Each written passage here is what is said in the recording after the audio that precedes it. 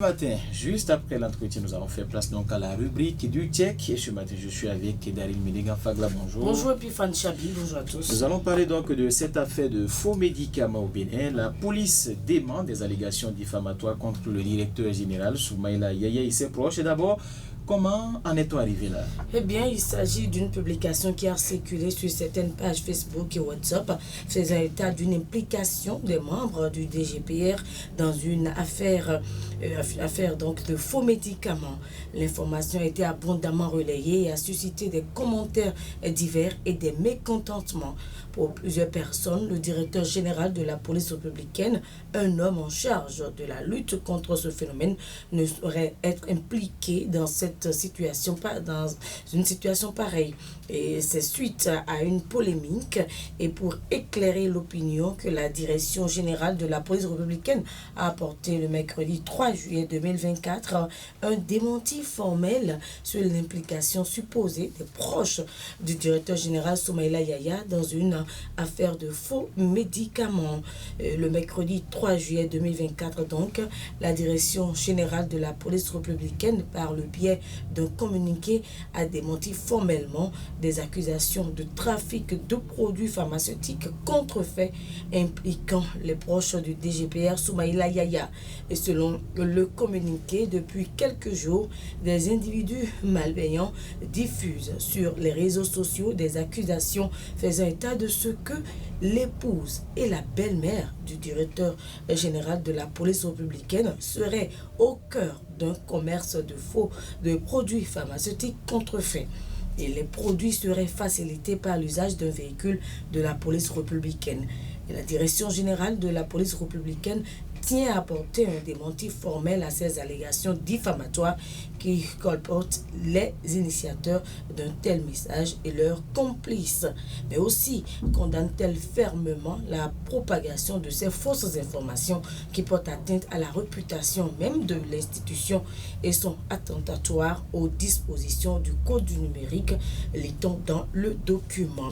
Et la police républicaine apprend que son patron se réserve le droit de poursuivre en justice les auteurs des publications. Elle appelle également le public à faire preuve de discernement et de responsabilité dans la diffusion de telles informations, mais aussi prévient la police les personnes mal intentionnées qui se font passer pour ses proches parents en vue de commettre des actes répréhensibles seront démasqués et vont répondre de leur forfaiture.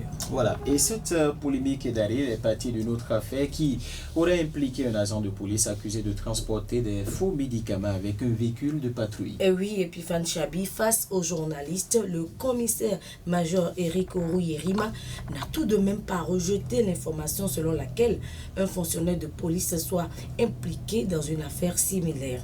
Il a simplement nuancé qu'aucun membre de la famille du directeur de la police n'est impliqué.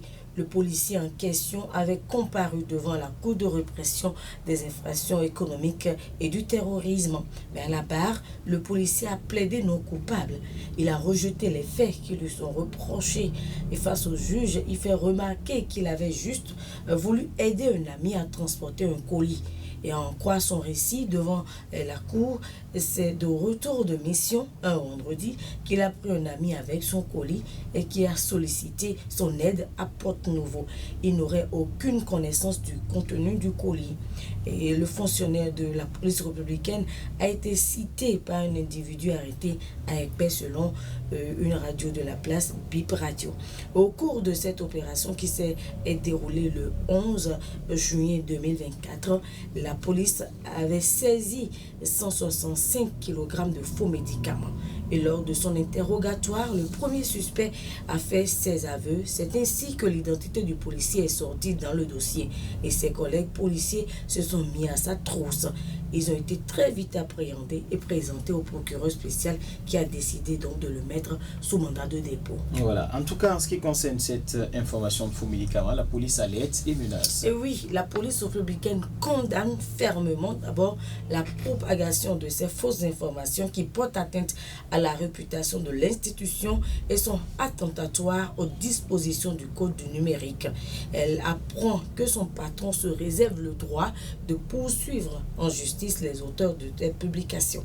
Elle appelle également le public à faire preuve de discernement et de responsabilité dans la diffamation de telles informations.